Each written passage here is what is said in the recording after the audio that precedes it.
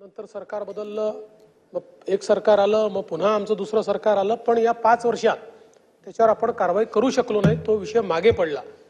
पण कैलास सत्यार्थीजींनी अतिशय सुंदर अशा प्रकारचं म्हणजे खऱ्या अर्थानं बालगृह हे बालकांकरता किंवा ते जे 18 वर्षाच्या आतले जे काही विधी संघर्षित बालकं आहेत, त्यांना गुन्हेगार नाही म्हणतात, विधी संघर्षित बालकं आहेत, त्यांच्याकरता करेक्शनल होम ते खरं असलं पाहिजे या दृष्टीनं तो आराखडा तयार केलेला आहे। मी सभागृहाला आश्वस्त करतो की पुन्हा त्याचा पाठपुरावा सुरू करून एक अतिशय आयडियल अशा प्रकारचं देशातलं बालसुधारगृह आपल्याला कसं करता येईल या संदर्भातला आपण प्रयत्न करू।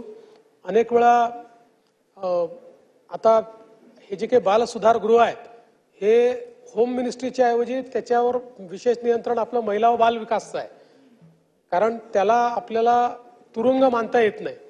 त्यामुळे कधी कधी काय होतं की अशा प्रकारच्या याच्यात आता महिला बाल विकासमध्ये प्रायोरिटी दुसऱ्या गोष्टींना आहे, त्यामुळे कधी कधी अशा गोष्टी मागे पडतात। पण आता मला असं वाटतं की इट इज हाय टाइम आपल्याला त्याच्याकडे लक्ष दिलं पाहिजे। त्यामुळे या सभागृहाची जी भावना आहे ती भावना लक्षात घेऊन निश्चितपणे त्यानुरूप येत्या काळामध्ये आपण काम करू। आपण सगळ्यांनी ज्या सूचना दिलेल्या आहेत आणि मगाशी मी नार्वेकरजी आपल्याला जे विचारलं आपल्या कुठल्या जेलमध्ये जायचं आहे, कैदी म्हणून नाही विचारलं, आमदार म्हणून कुठल्या जेलची व्हिजिट करायची आहे मी सगळ्यांना विचारतोय। तिहार जेलची करायची आहे म्हणतात, तिहार जेलची व्हिजिट नाही करता येणार, तिथे मग तुम्हाला वेगळ्या पद्धतीने अल्काट्रासची ते आपल्याला ते घेऊन जाऊ शकतात, असं नाही आहे। सॅन फ्रान्सिस्कोला वगैरे त्यांचं तुम्हाला जलवा माहित नाही आहे।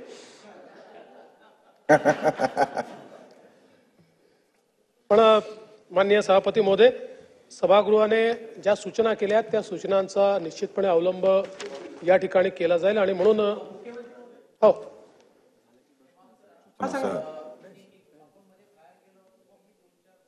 ते एक तर स्थलांतर करण्याच्या बाबतीत, कारण हे शहरामध्ये आलेले सर्व सहभागी एक मंडळामध्ये आपण 5 एकरची जागा पण आपण दिली होती, 2 कर्मचाऱ्यांची जी राहायची व्यवस्था आहे ती अत्यवस्था आहे आणि त्याच्यासाठी पीडब्ल्यूडी फंड देत नाही, हा एक भाग। आणि मी एक महत्वाचा विषय असा मांडला होता की लाईफ इम्प्रिझनमेंट म्हणजे काय, आपण काय माणूस मरेपर्यंत नाही, 15 वर्ष जर त्यांनी शिक्षा भोगली तर त्याला डीम टू बी 18 वर्ष होतो। पण आपण एक कायद्यामध्ये गेल्या 1.5-2 वर्ष अगोदर एक बदल आणल्यामुळे